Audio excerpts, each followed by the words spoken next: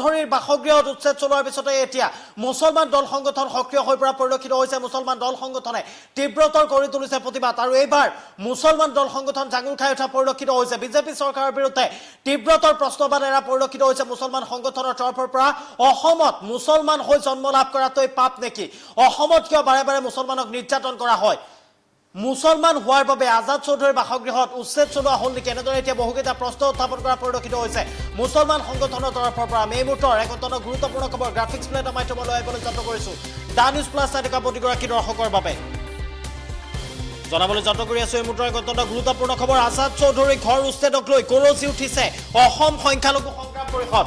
আজাদ চৌধুৰী মুছলমান হোৱাৰ বাবেই উচ্ছেদ কৰা হ'ল নেকি? আৰু মুছলমানসকলক শান্তিত থাকিবলৈ দিয়ক।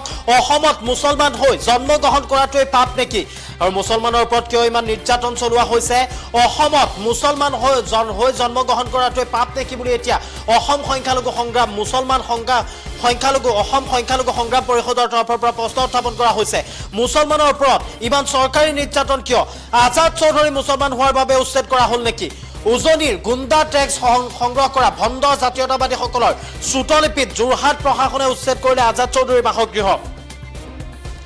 আৰু চৰকাৰে ৰাজধৰ্ম আৰু মানৱ ধৰ্ম পালন কৰি আজাদ চৌধুৰীক পুনৰ সংস্থাপনৰ ব্যৱস্থা কৰক। মুছলমানক বাছি বাছি টাৰ্গেট কৰিবলৈ অসম চৰকাৰৰ সকিয়নি অসম সংখ্যালঘু সংগ্ৰাম পৰিষদৰ সাধাৰণ সম্পাদক নাজিৰ আহমেদৰ। আমি এই মুহূৰ্তৰ এক অত্যন্ত গুৰুত্বপূৰ্ণ খবৰ জনাবলৈ যত্ন কৰি আছো। যিহেতুকে আজাদ চৌধুৰী গ্ৰেপ্তাৰৰ দাবীত সমগ্ৰ উজনি অসমত তীব্ৰতৰ কৰি তুলিছিল প্ৰতিবাদ। বীৰ লাচিত সেনাৰ তৰফৰ পৰা তীব্ৰতৰ প্ৰতিবাদ সাব্যস্ত কৰা পৰিলক্ষিত হৈছিল আজাদ চৌধুৰী গ্ৰেপ্তাৰৰ দাবীত। আৰু তাৰ পিছতে দৰাচলতে শেহতীয়াকৈ যিহেতুকে কালিৰ দিনটোত যোৰহাটত উত্তপ্ত পৰিস্থিতিৰ সূত্ৰপাত হোৱা পৰিলক্ষিত হৈছিল। আজাদ চৌধুৰী বাসগৃহত উচ্ছেদ কৰা হৈছিল। আজাদ চৌধুৰী বাসগৃহ উচ্ছেদ কৰাৰ পিছতে শ মুছলমান পুৰুষ মহিলা ওলাই অহা পৰিলক্ষিত হৈছিল আৰু পুৰুষ মহিলাই প্ৰতিবাদ সাব্যস্ত কৰা পৰিলক্ষিত হৈছিল। আৰু শেহতীয়াকৈ দৰাচলতে অসম সংখ্যালঘু সংগ্ৰাম পৰিষদৰ তৰফৰ পৰা তীব্ৰ ভাষাৰে হুংকাৰ প্ৰদান কৰা পৰিলক্ষিত হৈছে। অসম সংখ্যালঘু পৰিষদে হুংকাৰ প্ৰদান কৰি উল্লেখ কৰিছে যে অসমত মুছলমান হৈ জন্ম লাভ কৰাটোৱেই পাপ নেকি বা মুছলমান হৈ জন্ম লাভ কৰাটোৱেই ভুল নেকি বুলি এইবাৰ মন্তব্য প্ৰকাশ কৰা পৰিলক্ষিত হৈছে। আজাদ চৌধুৰী মুছলমান হোৱাৰ বাবেই আজাদ চৌধুৰী বাসগৃহত উচ্ছেদ চলোৱা হ'ল নেকি বুলি এতিয়া প্ৰশ্ন উত্থাপন কৰা পৰিলক্ষিত হৈছে অসম সংখ্যালঘু সংগ্ৰাম পৰিষদৰ তৰফৰ পৰা। অসম সংখ্যালঘু সংগ্ৰাম পৰিষদ এতিয়া উত্তপ্ত হৈ পৰা পৰিলক্ষিত হৈছে। অসম সংখ্যালঘু পৰিষদৰ নাজিৰ আহমেদে ইতিমধ্যে উল্লেখ কৰিছে যে কেইটামান ভণ্ড দল সংগঠন যিয়ে চান্দাৰ ৰাজনীতি কৰিছে, চান্দাৰ ৰাজনীতি কৰা কেইটামান ভণ্ড দল সংগঠন আৰু সেই ভণ্ড দল সংগঠনৰ কথা শুনিয়েই দৰাচলতে চৰকাৰে আজাদ চৌধুৰী বাসগৃহ উচ্ছেদ কৰিছে বুলি মন্তব্য প্ৰকাশ কৰা পৰিলক্ষিত হৈছে। সেই বিস্ফোৰাত্মক মন্তব্য আছে, আমি মন্তব্য শুনাম, কিন্তু তাৰ প্ৰাক মুহূৰ্তত এক বিগ ব্ৰেকিং আমি জনাবলৈ যত্ন কৰি আছো। আজাদ চৌধুৰী ঘৰ উচ্ছেদক লৈ গৰজি উঠিছে অসম সংখ্যালঘু সংগ্ৰাম পৰিষদ। আজাদ চৌধুৰী মুছলমান হোৱাৰ বাবে উচ্ছেদ কৰা হ'ল নেকি? মুছলমানসকলক শান্তিত থাকিবলৈ দিয়ক আৰু অসমত মুছলমান হৈ জন্মগ্ৰহণ কৰাটোৱেই পাপ নেকি বুলি এইবাৰ নাজিৰ আহমেদে প্ৰশ্ন উত্থাপন কৰা পৰিলক্ষিত হৈছে চৰকাৰলৈ। অসমত মুছলমান হৈ জন্মগ্ৰহণ কৰাটোৱেই পাপ নেকি? মুছলমানৰ ওপৰত ইমান চৰকাৰী নিৰ্যাতন কিয়? আজাদ চৌধুৰী মুছলমান হোৱাৰ বাবে উচ্ছেদ কৰা হ'ল নেকি? আৰু উজনিৰ গুণ্ডা টেক্স সংগ্ৰহ কৰা ভণ্ড জাতীয়তাবাদীসকলৰ শ্ৰুতলিপিত যোৰহাট প্ৰশাসনে উচ্ছেদ কৰিলে আজাদ চৌধুৰীৰ বাসগৃহ। চৰকাৰে ৰাজধৰ্ম আৰু মানৱ ধৰ্ম পালন কৰি আজাদ চৌধুৰীক পুনৰ সংস্থাপনৰ ব্যৱস্থা কৰক আৰু মুছলমানক বাছি বাছি টাৰ্গেট নকৰিবলৈ অসম চৰকাৰৰ সকিয়নি অসম সংখ্যালঘু সংগ্ৰাম পৰিষদৰ সাধাৰণ সম্পাদক নাজিৰ আহমেদৰ। নাজিৰ আহমেদ এতিয়া এক প্ৰকাৰ আক্ৰমণাত্মক হৈ পৰা পৰিলক্ষিত হৈছে।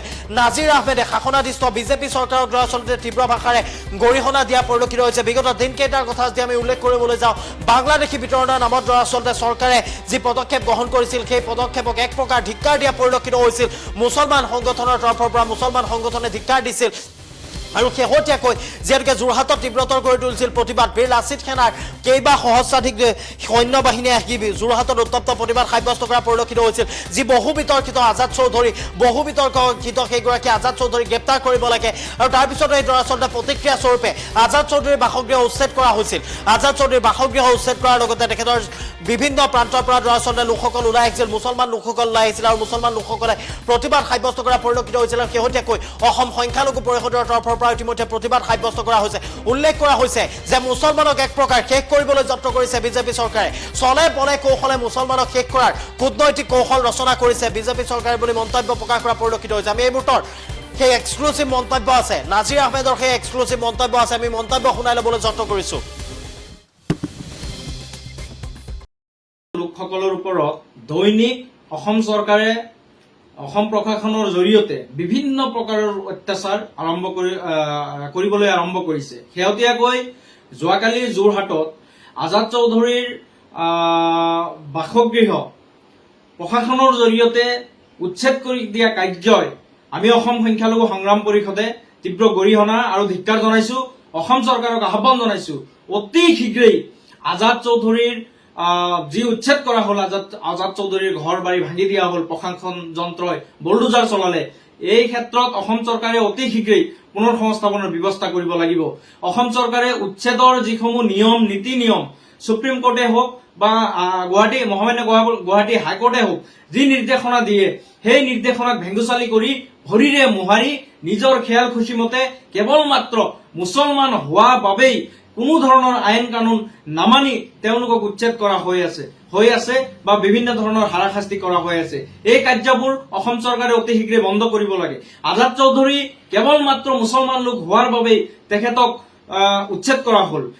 ইয়াৰ পৰা এটা কথা স্পষ্ট যে অসমত বৰ্তমানে মুছলমান লোকসকলৰ ওপৰত অসম চৰকাৰে চৰকাৰীভাৱে যি নিৰ্যাতন আৰম্ভ কৰিছে, চৰকাৰীভাৱে তেওঁলোকে বিভিন্ন প্ৰকাৰে মুছলমান লোক হোৱা বাবেই বিভিন্ন ধৰণৰ হাৰাশাস্তি কৰিবলৈ আৰম্ভ কৰিছে।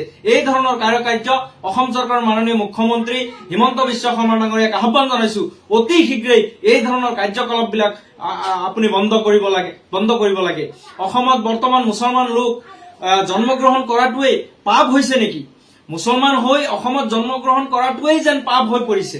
আজি অসমত বিভিন্ন প্ৰকাৰেদি মুছলমান লোকসকলক হাৰাশাস্তি কৰা হৈছে, উচ্ছেদৰ নামত হাৰাশাস্তি কৰা হৈ আছে। আজি সন্দেহযুক্ত নাগৰিক সজুৱাই বিদেশীৰ নামত হাৰাশাস্তি কৰা হৈ আছে। অন্যায়মূলকভাৱে ৰাতিৰ ভিতৰত মানুহক বিদেশী সন্দেহযুক্ত নাগৰিক সজাই তেওঁলোকক ডিটেনশ্যন কেম্পত পঠোৱা হৈ আছে। মুছলমান লোক হোৱা বাবে তেওঁলোকৰ ঘৰ বাৰী ভাঙি দিয়া হৈ আছে। উজনিৰ কেইজনমান ভণ্ড জাতীয়তাবাদী যিসকলৰ কোনো ধৰণৰ কাম নাই, কেৱল গুণ্ডা টেক্স সংগ্ৰহ কৰাই এওঁলোকৰ কাম, এই লোকসকলৰ চুটলিপি মতে যোৰহাট প্ৰশাসনে আজাদ চৌধুৰী নামৰ ব্যক্তিগৰাকীৰ সম্পত্তিৰ যি উচ্ছেদ চলালে, এই কাৰ্য কেতিয়াও আমি সহ্য নকৰো। আমি অসম সংখ্যালঘু সংগ্ৰাম পৰিষদে স্পষ্টভাৱে অসম চৰকাৰক আহ্বান জনাইছো, আজাদ চৌধুৰী কি ভুল?